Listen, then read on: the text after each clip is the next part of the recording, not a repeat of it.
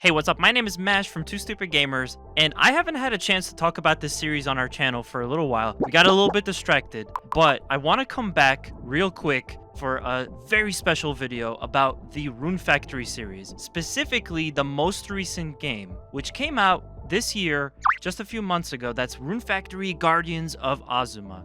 I have been playing this game as much as my schedule allows me, and as I've been going through it, I've noticed several differences in how Guardians of Azuma and Rune Factories that I've already played play, which is understandable as Guardians is both visually and tonally a bit of a shift from the traditional mainline Rune Factory games. And the more of it I played, the more that the tweaks here have me wondering, when it's time for more info about Rune Factory 6, will we see some of these reimagined, revamped mechanics make their way into the mainline series for a sequel, or are they going to live within Guardians of Azuma? Yeah, I just started to think about this, and I ended up making a list of the major gameplay tweaks that I could think of. And as you all know, I absolutely love to speculate, so let's talk about it. Real quick though, I'm just gonna remind everyone, please make sure to like, comment, subscribe on this video. It greatly helps us out.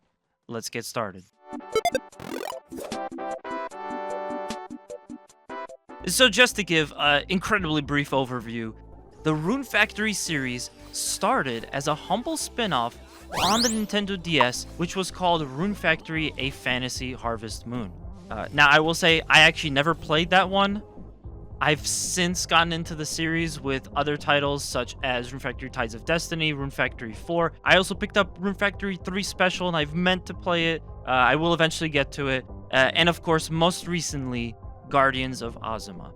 I already reviewed Guardians of Azuma. We've already covered it for the channel, some of you may know. So if you do want a full review, closer look at the game itself, you can definitely go ahead and check that out as it's available. We'll link the video in our description or down below. But that's not the subject of today's video. As I said, I want to just kind of go through some of the things that were different with Guardians of Azuma that really stood out for me. And first off, we're going to start with things that I would love, absolutely be happy with if they took them and they ran with them, put them into Rune Factory 6.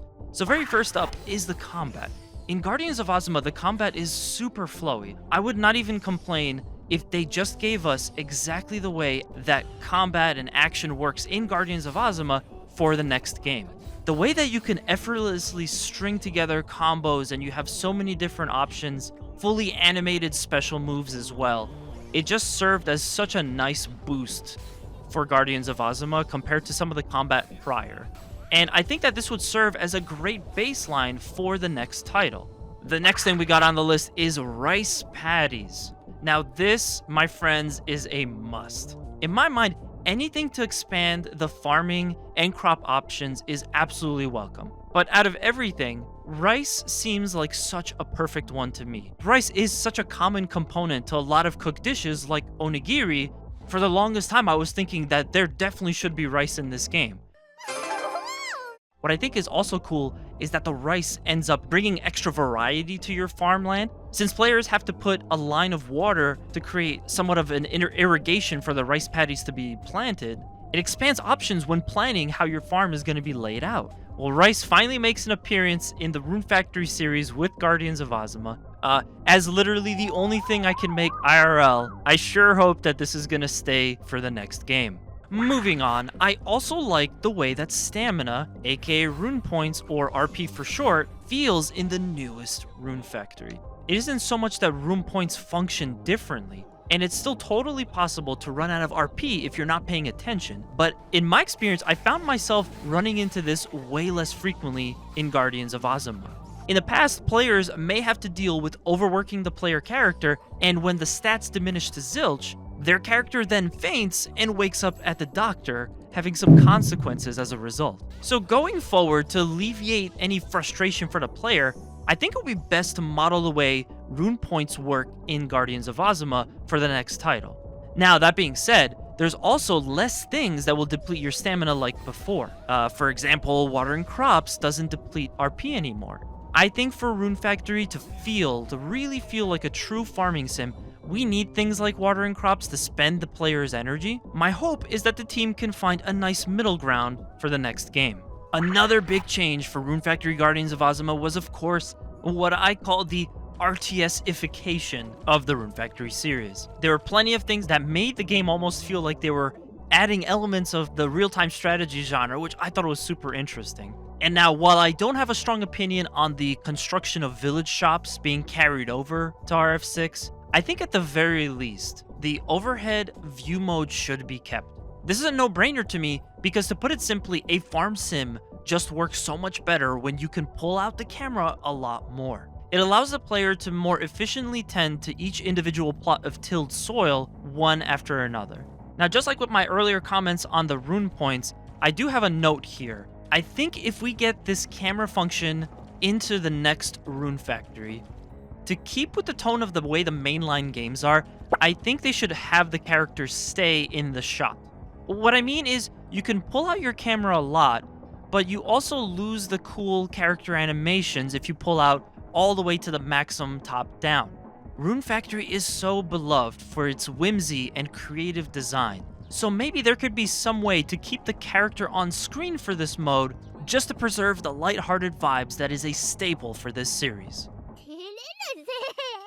I'm gonna go through a couple of other ones here a little bit faster. I think the art style can absolutely stay. It doesn't have to be exactly the same, but without a doubt, Guardians of Azuma is a beautiful looking game, and it would not be a bad idea to have that influence the series going forward. I also like the sky exploration. The sky exploration was a great addition to this game, especially for map variety's sake. I just really felt like I had so much more to explore because we had this other level of the map to go to. The party system was also upped a bit, which included the ability to allow players to freely swap between companions while fighting. And finally, the last thing I'd also like to see carried forward, archery. Oh my god, archery would be a wonderful thing to return to in the Rune Factory series. In the past, we've had swords, we've had double swords, we've had staffs, we have talismans in Guardians of Azuma, but I think the addition of archery, it was just so phenomenal that even if it doesn't necessarily fit the tone of the next game, having archery become a mainstay of the Rune Factory series going forward would be fantastic. Now, of course, while there are plenty of things about Guardians of Azuma that could really benefit the series if they continue to be implemented going forward, there are a couple of things I feel could stay with Guardians of Azuma.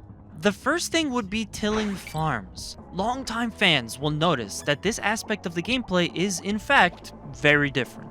Instead of a character walking up to a plot of land, pulling out a farm tool, and tilling the soil to make it plant-ready, tilling the soil to make it plantable, the game has a system where your woolly friend helps you mix ingredients to make a plot of soil for growing crops. Players then place the soil down in a special mode that is accessible using one of the shoulder buttons. And I don't hate how this making fields for crops works in Guardians of Azuma. After a while, I would say it became quite intuitive for me. However, for the next main series game, I think it would be best to stay with the traditional style of using a tool to till the plots of land. If just because that would feel so much closer to a farming sim experience by comparison that I'm sure others are also looking for. And next up, while it may not make sense to some of you watching, I'm gonna say it, I don't want every item to be able to go into a storage box. Even if it is more convenient to just lump everything together, I'm kind of an organizational nut, and I love having a fridge for food, a weapons box for weapons, and a general storage bin for everything else. I was surprised to see that this was different about Guardians of Azuma, and I at least hope going forward we would go back to the old style. And now lastly, I think one of the biggest things that Guardians of Azuma has with regards to the farming specifically is going to be the sacred instruments. You know, this is closely intertwined with the story, with the theme of Guardians of Azuma, so it makes a lot of sense that this is in this game. I just think that for the purposes of staying with the farming sim aspect, the way that you use sacred instruments to speed up crop growth, aka to just jump them to a later stage and speed up the process of them growing and being harvestable, this should stay with Guardians of Azuma.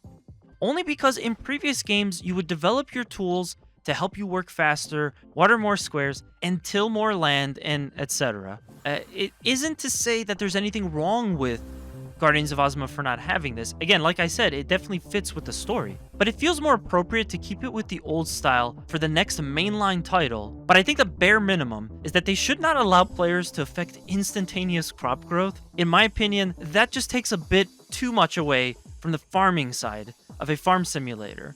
I know it sounds crazy, but it just feels like cheating. But I will also say, if the choice is made to keep these, one approach could be that something like this is treated as a reward, to be unlocked later on by players that put more and more time into the game, or just for achieving some predetermined goals or challenges, kind of like a little bit of a kickback or a passive ability that you could throw out every once in a while that lasts for 10, 20 seconds, whatever it could be.